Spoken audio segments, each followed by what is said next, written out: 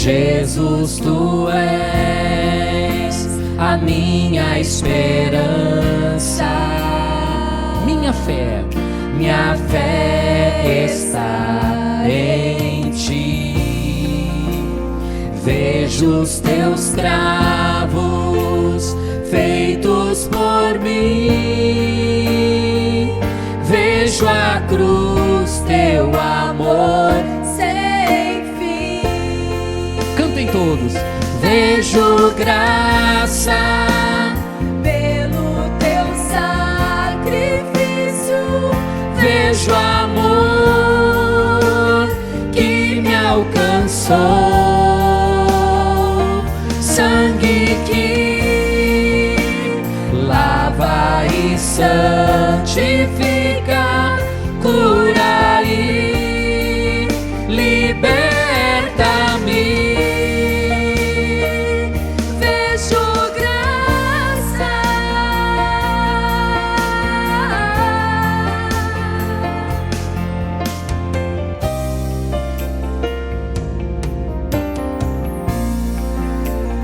O meu pecado Ele levou. Minha redenção pagou. Minha redenção pagou. A maldição Ele quebrou. Jesus me resgatou. Vejo os teus cravos feitos por mim. Vejo a cruz, teu amor sem fim.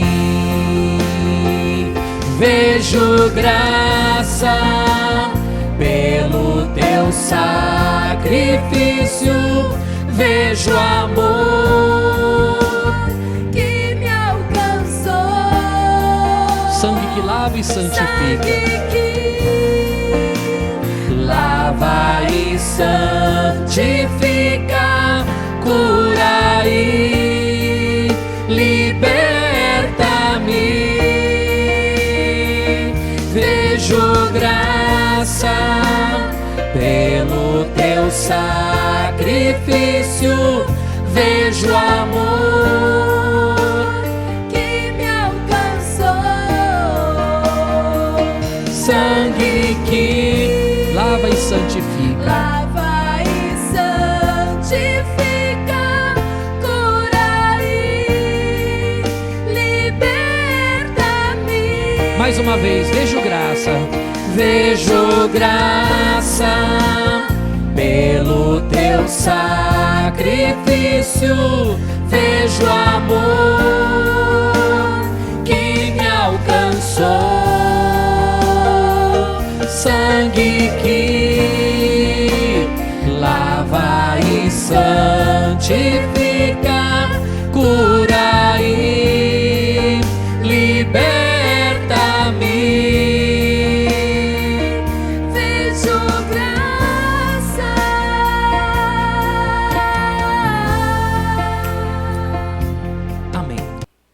Nós vamos falar hoje sobre a importância de nós estarmos hoje na presença do Senhor Jesus. Amém? Eu queria que você já começasse a pensar o seguinte: toda a vontade de Deus, toda a obra de Deus, ela vai se cumprir em nossa vida, ela se cumpre em nossa vida na pessoa de quem? De Jesus. Amém? Toda a obra de Deus, toda a vontade de Deus, todo o plano de Deus para nós se cumpre na pessoa de Jesus. A nossa salvação está em quem? Está em Jesus. A nossa vida abençoada está em quem? Está em Jesus. A nossa proteção está em quem? Está em Jesus. A nossa segurança do amanhã está em quem? Por quê? Por quê? Porque todas as promessas de Deus se cumprem na pessoa de Jesus. Amém? Eu queria ler uma passagem com você. O tema da nossa mensagem é Jesus, o descendente de Abraão. Eu queria ler essa passagem com você, ó. Jesus na antiga aliança. No Evangelho de João, capítulo 5, versículo 39, essa passagem que eu vou ler foram algumas palavras de Jesus para um judeu. Esse judeu, ele estava questionando Jesus do porquê que num dia de sábado Jesus havia curado um homem paralítico, sendo que na lei de Moisés não se podia fazer nenhum tipo de cura, não se podia fazer nenhum trabalho, não podia e não pode até hoje fazer nenhum tipo de trabalho no sábado. E Jesus naquele sábado curou um homem paralítico. E os judeus ficaram revoltados com Jesus. E um foi inquirir Jesus por que é que ele tinha feito aquilo. Então Jesus começou a explicar, começou a conversar com ele, falar com ele. E Jesus, então, disse algumas palavras que para nós são importantes. Aqui o versículo 39, olha o que Jesus falou para ele, para esse judeu.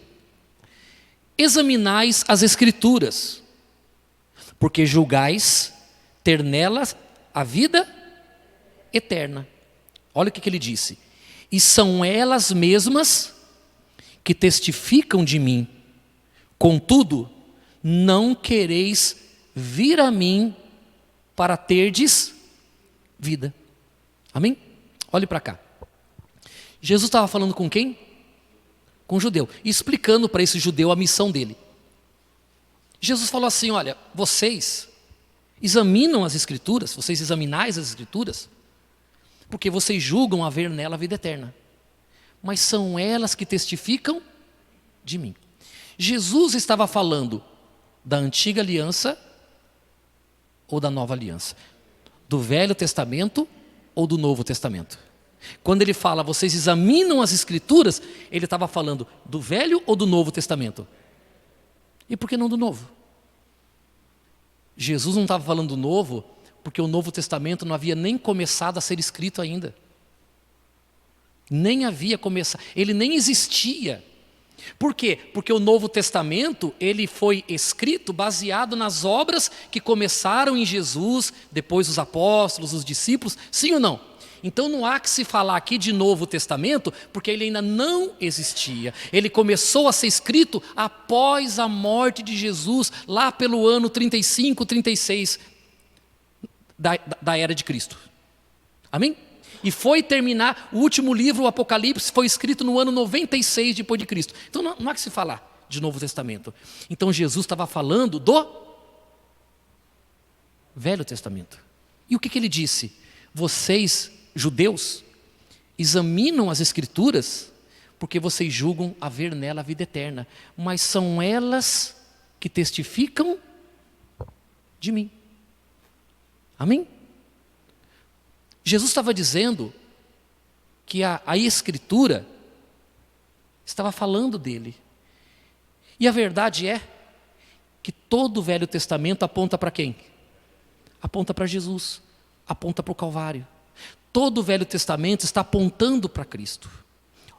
A primeira ocasião, o primeiro fato que nos revela tipologicamente sobre Deus apontando para Cristo, foi lá no paraíso.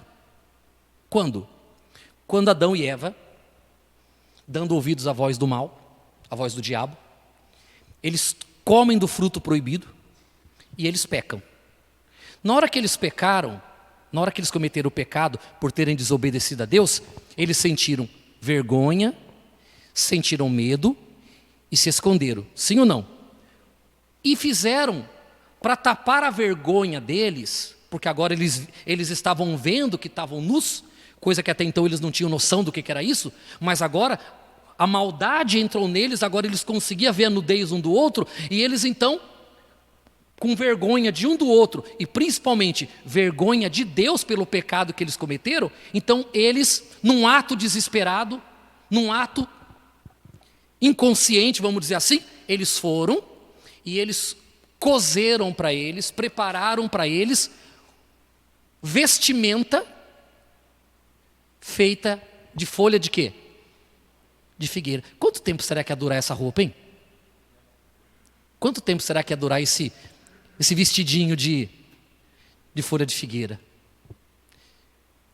Quando Deus chega no paraíso e chama eles pelo nome, Estavam eles com vergonha, com medo e escondidos. O que Deus faz? Deus pega um animal, Deus sacrifica aquele animal. A Bíblia fala que Deus derrama o sangue do animal, tira o couro do animal, e com aquele couro de animal, Deus faz vestimentas para Adão e para Eva. Por quê? Deus estava dizendo para eles, e Deus também já estava dizendo para nós: não está no homem o poder de resolver a questão do pecado. Só Deus tem poder de trazer uma solução definitiva para o pecado. As tentativas do homem para resolver o problema do pecado, qualquer tentativa do homem em tentar tapar a sua vergonha, se livrar do peso na consciência, qualquer tentativa do homem de tentar se livrar das consequências do pecado, completamente em vão. É um tempo perdido. Só Deus tem poder para trazer uma solução definitiva para o homem. Tipologicamente, Deus já estava começando a mostrar que a solução para o pecado do homem estava na pessoa de quem? Da pessoa de Jesus. Então, a primeira passagem da Bíblia que já começa a apontar para o Calvário é essa passagem quando Deus, o Pai, sacrifica um cordeiro, sacrifica um animal, e aquele animal então vai servir para tapar a vergonha causada pelo pecado do homem. Esse é o primeiro, mas a Bíblia vai falar sobre um monte de situações que apontam para Cristo. Uma passagem muito expressiva, muito emblemática, é a passagem, por exemplo, que é muito conhecida, a passagem do sacrifício de Abraão. Né? Essa passagem de Abraão, por exemplo, ela é uma revelação do Calvário. Quando Abraão, o pai, leva o filho Isaque para ser sacrificado no alto do monte. Na hora que Abraão amarra o filho dele em cima do altar de pedras, com lenha, e ele pega o cutelo e ele vai imolar o filho, ele vai esquartejar o filho, um anjo grita do céu e diz assim: Abraão, não faças este mal ao teu filho, porque agora sei que temes a Deus. Então Abraão volta atrás, desamarra Isaque, tira Isaque do altar. Só que o que aconteceu? No mesmo momento que Abraão, ele desamarra o filho, ele olha para trás e ele vê uma coisa inusitada. Ele olha para trás, não sei a que distância, 10, 15, 20, 30 metros, uma distância. E ele enxerga, o que ele enxerga? Ele enxerga um cordeiro preso pelos chifres em uma pequena árvore, em um arbusto. Amém? Vocês se lembram semana passada, quando nós falamos sobre o significado da palavra árvore, falamos da árvore da vida, no original hebraico? Quem lembra qual era a palavra? Stauros, que era a mesma palavra usada para árvore, madeira, arbusto e a cruz. A mesma palavra usada para cruz, estauro. Neste momento, quando Abraão então ele ia sacrificar o filho dele, e Deus não quer o sacrifício dele, porque o sacrifício dele é imperfeito. Só quem pode fazer o sacrifício perfeito é Deus, então Deus não recebeu o sacrifício dele. Abraão solta o filho e ele olha para trás, ele encontra, ele vê, ele enxerga um cordeiro preso pelos chifres, na onde? No stauros, que é um tipo de cruz. E naquele momento, de novo, Deus já está dizendo assim: eu não vou receber o homem e não vou abençoar o homem pelo sacrifício que ele faz, porque por mais que o homem queira fazer, o sacrifício dele sempre será imperfeito. Nada é perfeito de quem é imperfeito. Mas Deus era o único capaz de apresentar, de fazer o sacrifício para que o homem fosse aceito diante dele. Então, aquele cordeiro representava quem? Jesus preso na cruz. Abraão vai, pega aquele cordeiro, tira aquele cordeiro lá do arbusto e faz o sacrifício então no altar. Deus proveu o sacrifício perfeito. Eu preparei aqui esse mapinha. Isso aqui é o mapa de Jerusalém. Nesse ano aqui, ó. Dá para ver aí? No ano 63 depois de Cristo. Isso aqui é o mapa da cidade de Jerusalém, antigo. Esse local aqui, ó, todo esse local aqui, todo, até um pouco mais extenso, é o Monte Moriá. Foi nesse lugar aqui que Abraão fez o altar de pedras, apresentou Isaac como sacrifício. Nesse lugar foi o lugar que Deus escolheu para edificar a casa dele. O templo que Salomão construiu foi aqui, que foi destruído, depois foi reconstruído por Herodes, depois foi destruído no ano 70, né, por Roma, e que agora eles estão pretendendo reconstruir novamente esse templo, que já é um sinal da vinda do reinado do anticristo, a construção do terceiro templo. Mas o que eu quero mostrar para você é o seguinte, aqui, ó, em algum desse lugar aqui, não se sabe o lugar exato, mas aqui nesse lugar foi construído o templo de Salomão, e aqui nesse lugar foi onde Abraão fez o sacrifício. Quando Abraão, em algum lugar aqui, ele olha para trás, olha o que ele enxerga. O que ele está enxergando? O Gólgota. O que é o Gólgota? Gólgota é o Calvário.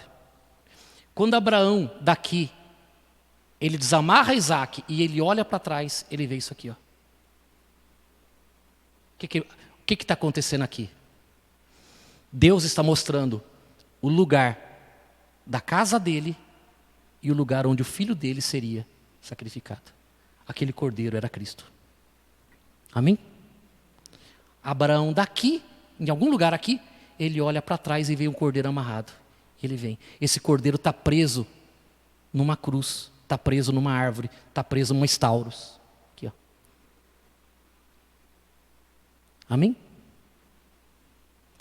Então, veja como Deus, no passado, ele já vinha apontando para o homem que o caminho da salvação, da aceitação, da justificação, da nossa vida eterna, das bênçãos de Deus sobre a nossa vida, estava num lugar, no Calvário, e numa pessoa, o nosso Senhor Jesus. Amém? A sua vida eterna não está atrelada a você. A sua proteção não está atrelada a você. A provisão de Deus para a sua vida não está atrelada a você. Mas está atrelada a quem? Porque a todo tempo Deus vinha mostrando o meio, a forma com que o homem seria aceito por Ele. E seria através da pessoa do nosso Senhor Jesus. Diga graças a Deus. Preste atenção. Esse mesmo homem chamado Abraão, a gente já vai ler na Bíblia. Esse mesmo homem chamado Abraão, Deus fez uma promessa para ele. E falou assim para ele: Abraão, eu te multiplicarei, eu te abençoarei, eu isso, eu aquilo, eu aquilo, eu aquilo, eu aquilo. E no teu descendente, todas as nações da terra serão abençoadas. Quem foi o descendente de Abraão? Foi quem? Não foi Isaac. O descendente de Abraão era Cristo. Deus tinha falado para Abraão que as promessas dele se cumpririam no descendente de Abraão, e não nos descendentes de Abraão, mas no descendente. Esse descendente que Deus estava falando não era Isaac, mas era Jesus, era Cristo. Mas pastor, está escrito isso na Bíblia? Está escrito na Bíblia. Está escrito aqui, ó. A lei e a promessa, Gálatas capítulo 3, versículo 15. Quem achou, diga amém. Leia comigo. A lei não pode invalidar a promessa. Irmãos, falo como homem. Ainda que uma aliança seja meramente humana, feita entre duas pessoas, uma vez ratificada, assinada, registrada, ninguém a revoga ou lhe acrescenta alguma coisa. Ora, as promessas foram feitas a quem? a Abraão e ao seu descendente. Não diz e aos descendentes, como se falando de muitos, porém como de um só, e ao teu descendente, que é? O que está escrito na sua Bíblia? Que é? Então, quem é o descendente de Abraão? Cristo. Cristo é o descendente de Abraão, não é Isaac. Isaac foi filho de Abraão. O descendente que Deus falou para Abraão era Cristo. Em outras palavras, tudo que Deus prometeu para Abraão, todas as promessas de Deus para Abraão, se cumprem em quem? Se cumprem em Cristo. A salvação, o Espírito de Deus, a proteção, o livramento, a provisão, se cumprem em quem? Em Cristo. Eu pergunto para você, olhe para mim. Você entregou tua vida para Jesus? Sim ou não? Entregou sua vida para Jesus? Você enxergou, você conseguiu enxergar que o caminho para que eu desfrute de todas as promessas de Deus é Cristo? Você enxergou isso? Se você enxergou isso, se você compreendeu isso, isso é uma revelação de Deus. Se você conseguiu compreender isso aqui dentro, isso é uma revelação de Deus. O resultado disso é que você vai desfrutar das bênçãos de Abraão. Amém? Para a gente poder terminar, de Abraão a Jesus, aqui mesmo em Gálatas, não sai daí não, capítulo 3, versículo 13. Aqui mesmo no capítulo 3, eu li o 15, né? Agora eu vou ler com você, capítulo 3, versículo 13. Diz assim: Cristo nos resgatou da maldição da lei, fazendo-se Ele próprio maldito em nosso lugar, porque está escrito: maldito todo aquele que for pendurado no madeiro. Deuteronômio 21, 23. Versículo 14: para que a bênção de quem? Para que a bênção de Abraão chegasse aos gentios, que éramos nós, hoje nós somos filhos de Deus, em Jesus Cristo, a fim de que recebêssemos pela fé o Espírito prometido. Nós estamos debaixo da bênção ou da maldição? Estamos debaixo de quê? Por que nós estamos debaixo da bênção? Porque nós somos perfeitos, somos santos, muito religiosos, ou porque nós cremos em Cristo? Porque todas as promessas de Deus, toda a provisão de Deus, tudo que Deus prometeu, só vai chegar até nós pela pessoa de Cristo. Amém? Tudo. Por que eu estou falando isso para você? Por que essa mensagem para nós hoje é importante? Nesse momento que o mundo está vivendo, como que as pessoas estão? Com medo. Estão temendo pela própria vida e estão temendo pela vida dos seus. Nesse momento, as pessoas estão temerosas porque o amanhã se tornou incerto. As pessoas não sabem se amanhã ou depois vão ter o que comer. Não sabem se vão ter o emprego delas, elas não sabem o que vai ser da vida delas, elas não sabem nada. Elas estão frente a frente com o desconhecido, elas estão frente a frente com o medo, elas não sabem o que tem depois dessa porta escura que hoje ela está de frente. Mas eu quero dizer uma coisa para a igreja do Senhor Jesus: nós não temos o que temer. Sabe por que nós não temos o que temer? Porque uma por uma das promessas de Abraão vão se cumprir na vida daqueles que creem. O mundo, pessoal, pode acontecer o que for com ele. Porque o mundo é um mundo sem Deus. Nós não somos um mundo sem Deus. Nós temos um Salvador.